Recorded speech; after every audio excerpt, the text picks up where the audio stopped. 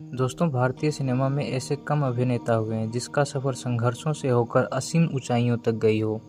और ऐसा ही एक नाम हमारे ही मैन ऑफ बॉलीवुड धर्मेंद्र की है। इनकी कहानी सिर्फ एक अभिनेता की नहीं है, बल्कि एक सामान्य ग्रामीण युवक के सपने सच होने की है।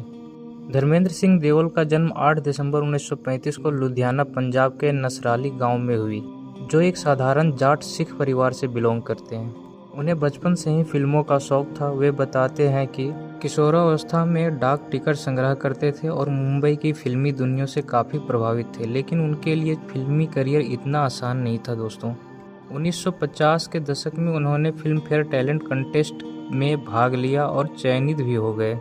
इस फिल्म फेयर टैलेंट कंटेस्ट से उन्हें सपनों की उड़ान मिली।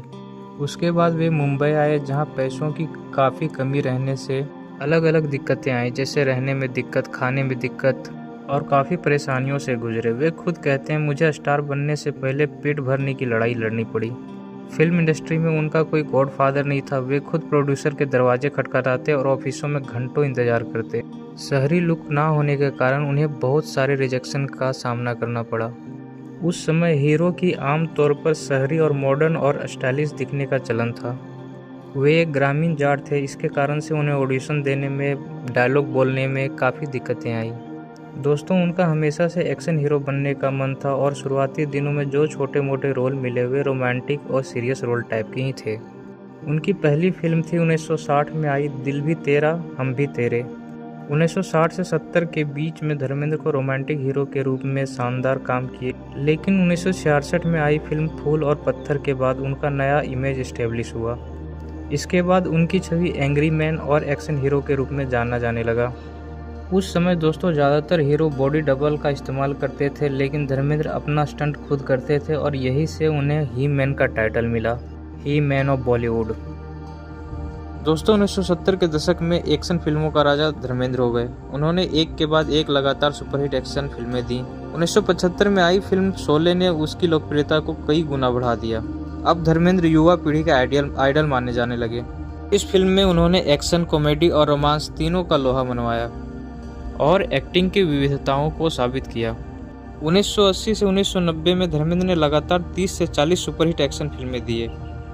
धर्मेंद्र ने कुल मिलाकर 300 से ज़्यादा फिल्मों में अभिनय किया है। दोस्तों, उनकी पारिवारिक जीवन के ऊपर बात करें तो धर्मेंद्र ने 2 शादियाँ की। पहली शादी उन्होंने प्रकाश कौर से की, जिनने उनके 4 बच्चे हुए।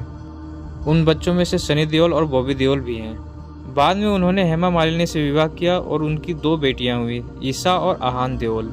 दोस्तों, धर्मेंद्र एक ऐसे अभिनेता थे जिन्होंने हमेशा मिट्टी से जुड़ाव बनाए रखा और अपने जीवन में भरपूर मजे लिए, जो हर अभिनेता का सपना होता है। चलिए दोस्तों, अब आपको धर्मेंद्र के जीवन के कुछ मजेदार किस्सों को सुनाता हूँ। शुरुआती दिनों में जब उनका स्ट्रगल चल रहा था तो उनके पास कोई गाड़ी और या साइकिल वगैरह नहीं था, तो वे जिस शूट पे होते थे वहाँ के लाइटमैन की साइकिल उठा के तरह तरह के शूट पे और ऑडिशन पे जाया करते थे, जिससे वहाँ के लोग ठहाके मार के मजाक उड़ाया करते थे कि आ गया हमारा हीरो साइकिल लेके। और फिर वो मजाक में कहा भी करते थे, इसी साइकिल से सुपरस्टार बन के उतरूंगा मैं एक दिन। किस्सा शोले की शूटिंग के दौरान है। शोले की शूटिंग पर वे सच में टंकी पे चढ़ जाया करते थे बार बार। उनका जब जब मूड खराब होता था वो टंकी पे चढ़ जाते थे, फिर नीचे नहीं उतरते थे। नीचे भीड़ इकट्ठा हो जाने के कारण लोग उनसे मिन्नतें करते थे, नीचे आ जाओ, नीचे आ जाओ। और फिर वे जवाब देते थे, जब बसंती बोलेगी तभी उतरूंगा। फिर हेमा मालिनी आती और कहती, धर्म जी नीचे आइए, सब देख रहे हैं, तो फिर वे उतरते थे। अगला किस्सा दोस्तों, एक फिल्म के दौरान पहला सीन में धर्मेंद्र को हेमा मालिनी को थप्पड़ मारना था। धर्मेंद्र ने कहा, यार मैं इस लड़की को थप्पड़ कैसे मार सकता हूँ, ये तो बहुत सुंदर है। फिर वहाँ के डायरेक्टर और लोग हंसने लगे।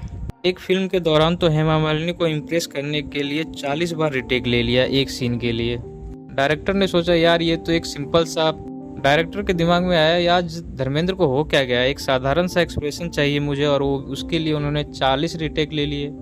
फिर डायरेक्टर को समझ में आया कि धर्मेंद्र जानबूझकर ये कर रहे ताकि वे स्पेंड कर पाए टाइम हेमा मालिनी के साथ। ऐसे ही थे दोस्तों हमारे ही मैन ऑफ बॉलीवुड धर्मेंद्र कुमार। अंत में यही कहूँगा दोस्तों कि धर्मेंद्र एक सिर्फ अभिनेता ही नहीं थे, बल्कि भारतीय सिनेमा की जीवंत विरासत हैं। मेरे तरफ से दोस्तों धर्मेंद्र को स्नेहपूर्ण श्रद्धांजलि। आपको सत सत नमन धर्मेंद्र जी।